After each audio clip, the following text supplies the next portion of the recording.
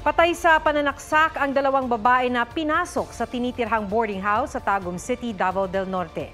Napatay ng mga responding pulis ang suspect, pati ang isang lalaki na tumutulong umanong masagip ang mga babae. May report si Argil Relator ng GMA Regional TV.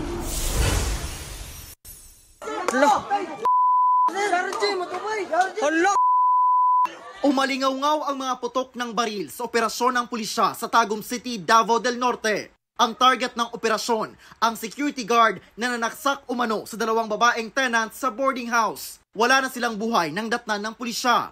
Napatay ng responding pulis ang suspect.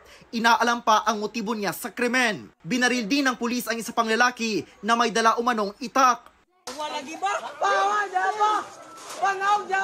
Ayon sa mga nakakita, tutulong lang ang naturang lalaki sa pagsagip sa mga babaeng biktima. Inaalam pa ng pulisya kung may kinalaman sa isa't isa ang suspect at napatay na lalaki. Iimbestigahan ng Internal Affairs Service Region 11 kung kaso ito ng mistaken identity. Argil Relator ng GMA Regional TV, nagbabalita para sa GMA Integrated News.